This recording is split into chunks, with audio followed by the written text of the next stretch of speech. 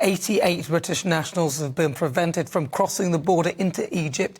Officials temporarily closed the Rafah crossing after accusations swirled about Hamas infiltration amongst the injured. So joining me to talk about the conflict is foreign policy advisor to the Israeli Prime Minister, Dr. Ophir Falk. Dr. Ophir, thank you very much for coming, for talking to me regarding to this. So can you sort of give us an update? Because I know you've recently had a meeting with Boris Johnson. How did that go? Thank you for having me, Nana. Actually, Boris Johnson and Scott Morrison called up the Prime Minister just earlier today, to show a strong sign of support. We appreciate that support.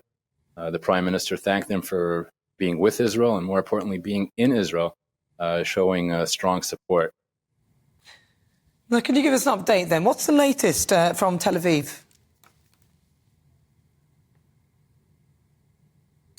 Well, the latest is that we are close to 3.5 weeks into this war, a war that was waged against us by Hamas on October 7th, when they unleashed the worst terrorist attack ever on the Jewish people. They infiltrated Israel, butchering, killing, murdering 1,400 people, killing kids in front of their parents, killing parents in front of their children, tying up children, burning babies alive. And now we're taking the war back to them. We're waging war on Hamas, and we will destroy Hamas.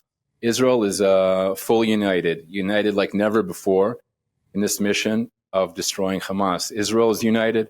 The government is united. The cabinet is united in one goal, and one goal only: to destroy Hamas.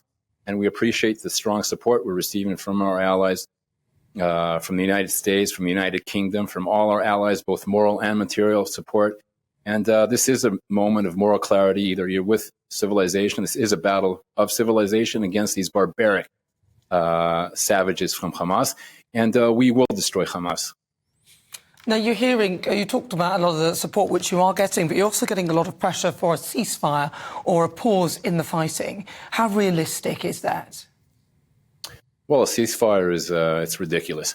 There is not going to be any ceasefire. Asking for a ceasefire would be like asking America to cease fire after Al-Qaeda attacked them on 9/11. This is actually 10 times worse than 9/11 for Israel. It's like the equivalent of 50,000 Americans being killed in one day. It's the equivalent of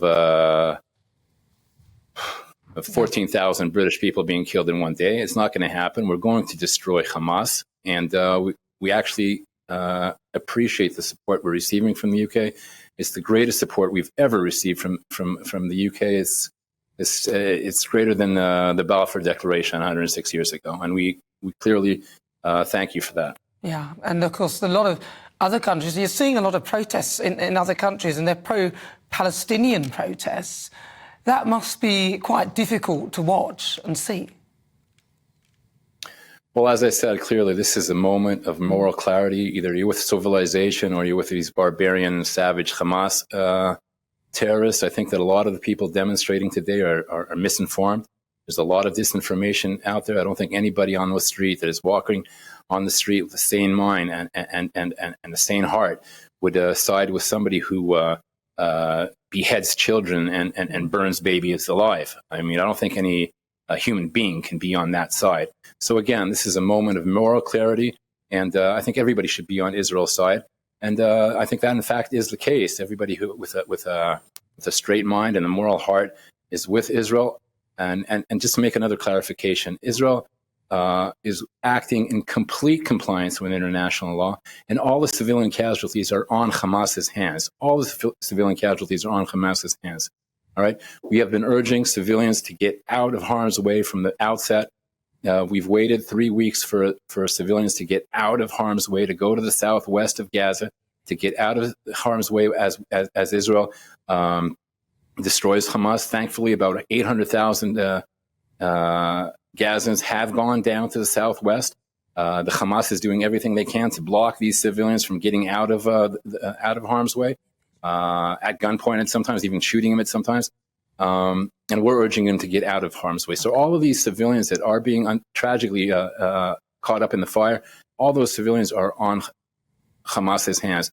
We're doing everything possible. Israel is doing everything possible to minimize civilian casualties, and Hamas is seeking to maximize while they hide behind and below these civilians. Well, they're doing the opposite. Dr. Ophir Falk, thank you very much for speaking to me. He's the foreign policy advisor to the Israeli Prime Minister Benjamin Netanyahu. Thank you very much.